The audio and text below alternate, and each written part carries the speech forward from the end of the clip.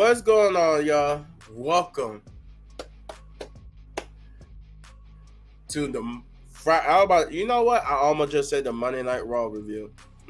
The Friday Night Smackdown review. This was an okay Smackdown.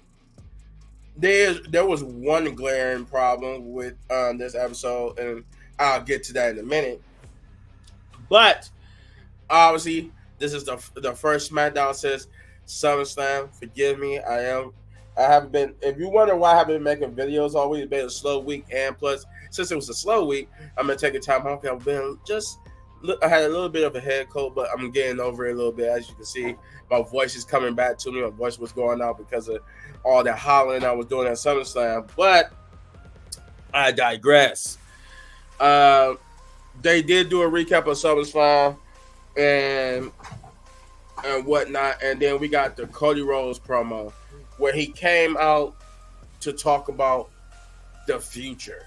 He didn't want to talk about the past. He didn't want to talk about SummerSlam, but he did mention how great SummerSlam was, and he was getting ready to talk about his next opponent, the person he wanted to defend this championship or the newer version of this championship against. But he would get interrupted by Solo Sikoa, who would come out and demand a rematch after what happened at SummerSlam, saying that he would have been the champion if it wasn't for Roman Reigns. I'm like, I wouldn't just say Roman. Is it because you also got Randy Orton and Kevin Owens, but he would demand, and basically Cody would say no in a passionate promo. About he bring up the I said I didn't want to bring up the past, but then he bring up the past to basically tell Solo no. Solo would get mad, and him, Tama Tonga, and Tonga Loa with the tag titles. I guess they use the Freebird rules since it belongs to the bloodline. It could be defended by anybody other bloodline except for Solo, I guess, or even Solo. I don't know. They use the Freebird rules, so I'm guessing they're not gonna relinquish the titles. More on that too in the big. It was something that I wanted that you see that you guys caught. But so Solo and they'll get up on the ring. Kevin Owens come out to try to help them even up the odds with a chair. And since they had chairs, they back off, and Solo just said, "I'm gonna deal with you later after I deal with Roman." And after Kevin Owens was about to leave, but Cody will call Kevin back into the ring and reveal that before he was interrupted by Solo Sikoa, he was planning on revealing that he wanted to face the person he wanted to face for the title was Kevin Owens himself. Kevin Owens would tell Cody that he doesn't deserve it, but Cody said he does, and that he's going to talk to Nick Aldis about it, and he's pretty sure by the end of the day he will be saying, "See you at Bash in Berlin." Then we get the first match of the night, which is Austin Theory and Grayson Waller versus the Street Profits, which is supposed to be a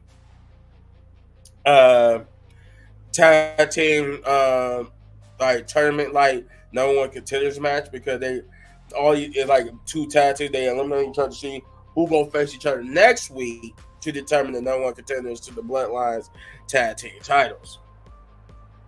The Street Profits did cut a promo backstage talking about how basically they're gonna take advantage of the Bloodline, and since the Roman Reigns came back, they're gonna take advantage of all the the chaos that is and become champions.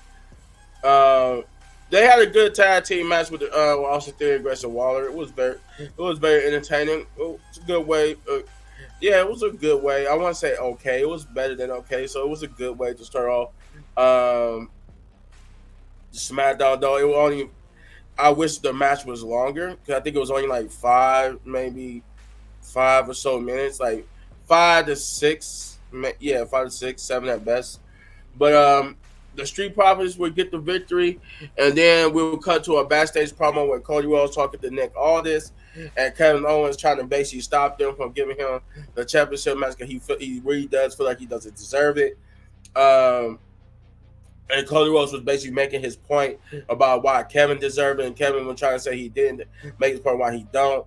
Um, but Nick always said it's all mute because, in all actuality, he was going to give the championship opportunity to Roman Reigns anyway. But when Kevin Owens heard this, it drove him wild. He said, "Wait a minute, because out of all the people who deserves a championship match against Cody Rhodes, you're going to give it to Roman Reigns." He said, "I know. I said I don't deserve it, but he said at the end of the day, I and so many other people deserve it more than Roman Reigns. Why? Because he's Roman Reigns. I don't care. He had the title for 4 years. I don't care how long he had the title. I don't care what his name is." He said, "You go back in that locker room and you look in there, you'll see a lot of people who deserves to have a shot at that title." And it was revealed to be all rules, because when Kevin Owens got passionate like that, Nick always, that's all he needed to see, because he was like, "You know what? I don't need to go in the locker room and look, because I know right now what that match needs to be. I see it, and Cody Rhodes was right, and they were right that you deserved it. So it's official at Bash of Berlin." Then we got a Tiffany Stratton promo, which ties it to the one thing I didn't like about this show, was that after this, it was advertised that we was going to get Nia Jax, right?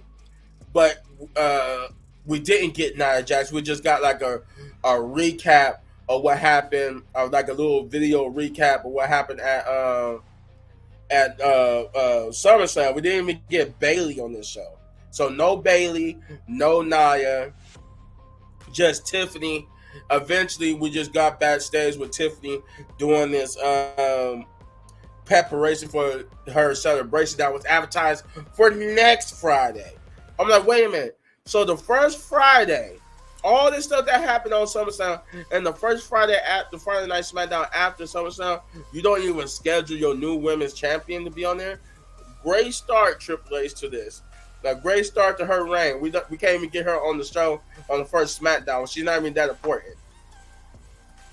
But I digress. Tiffany was backstage, like I said, getting preparation for the celebration. But she would get confronted by Chelsea Green, Piper Niven. It was somebody else too. I can't remember who the other people were. But she got confronted by 2 different people. Pretty Deadly. Pretty Deadly was trying to get them to get her to help with their celebration when they become champion, but she would just blow them off, and then she would get confronted by Chelsea Green and Piper Niven, and they would just they would taunt her about her basically using this to get close to Nia so she could cash in on Nia, but Tiffany would just call them like basically like losers or whatnot. Then we get to the second match of the night, which is Alba Fire versus Jade Cargill. This was a pretty good, quick match. Alba Fire did get a little bit of offense in, but Jade Cargill would eventually topple her and get the victory. But Blair Davenport will come out and help and try to help jump them, but Naomi will help even the score. And I'm guessing it's going to be eventually a 6-woman tag between them, with Naomi re-teaming up with Jay and Bianca versus Alba Fire and Issa Dawn and Blair Davenport down the line sometime. Then we get LA Knight promo where he got new music, but the new music was just like a remix. It's like it still sounds like the same music, but they added more beats and kind of cut it up differently. So I guess you could say like a remix, but it's not really that different from the original. It's just like a slight remix of his old thing, just with a little bit more beats and bass, and little different cuts and way how it plays. He basically would come on and talk about how. He said a long time ago that call me what you want, but one day you will be calling me champ. And he finally arrived as the new United States champion. And that he was talking about how how his reign is gonna be, how it was more important to him winning the championship than him beating Logan Paul in his hometown. But he would get confronted by Santos Escobar, who said that as good as his triumph was, as good as his accomplishment is, he's just open and act to the real champion, which is him when he becomes the new United States champion. Everybody's gonna be saying Santos Escobar C or Santos C, something like that. And then LA Knight would tell him that he must get tired of getting the same old beat down by him. And he was he would love nothing more than to beat him down again. But he has to qualify. And the other guys are going to get out here in a minute. But he told him that the reason why he won't be able to take the championship from him is not because he's not good enough, but because he won't let him. And that's a fact of life. What everybody's saying. Yeah. Just imagine the LA Knight, thing. But and then we would get the next match with that after he said that Andrade's music would hit, and with that we will get the next match of the night, which is the third match of the night, is Andrade versus Santos Escobar. This was a pretty good match.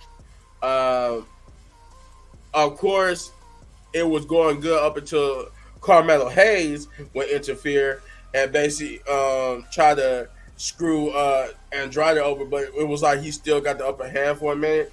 But that second time he interfered, that first time Andrade got the upper hand over Carmelo and almost got pinned but kicked out and almost won the match, but then Carmelo would interfere once again, but this time that would be the one that caused him to lose the match.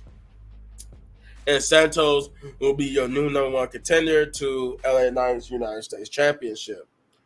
Then we got a Austin Theory and Grayson Waller promo where backstage where they talking to Nick Aldis about about their treatment recently, how he made them go to Raw on their day off to save the show and fight R-Truth and them, but then they had to fight tonight and they lost. And then I think Austin Theory ended up getting Grayson Waller into a match with Kevin Owens next week. They said something about Kevin Owens, and Nick Owens made that official. And it seemed like they going down that path with Grayson Waller and them splitting, because it seemed like this is like Austin Theory getting payback for all the times that Grayson Waller will make him get into a match he didn't want to be a part of. And then we got a DIY promo, which will be the shot of the night that follows them from the back to the stage. And they were just talking about how they're going to get their tag team titles back, how it was stolen by the bloodline from them. It was a funny little bit where after Johnny Gargano got done talking, he went like this and like his thumb was pointing towards Tommaso Ciampa, but I guess Tommaso Ciampa was supposed to come in with his line, but he didn't say anything, and it was just staring at him for a minute. So it was like this awkward couple of seconds that his eyes went, it was like he went, like his eyes went towards Tommaso. Tommaso was like, "Oh shit!" He just hit his promo, and then they end up walking to the ring. Thus, we get our fourth match of the night, which is our final match of the night, which is DIY versus Pretty Deadly. This was a good final match. They did also quick though. None of these matches really went long, is what I'm trying to say here. But the match itself was good. DIY would get the victory over Pretty Deadly, but Pretty Deadly was game for a little bit, but they would get the victory. And they will face the Street Profits next week to determine the number one contender. Now, I would say the DIY should go over the Street Profits and actually get their titles back and start a feud with the Bloodline. If not, with Grayson Waller and Austin Theory.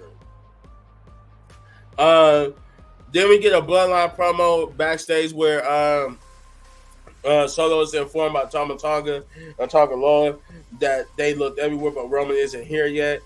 But he knows that Roman is here and he's going to be here. So he says they about to go. He's going to go out to the ring and basically handle the business, and thus we get the Roman Reigns promo, which is the final act of the night, where Solo would come out and basically said that he Roman is the reason why he's not champion right now, and that he want those Hula followers, and he want the head of the table back. He could come out here right now and take it from him.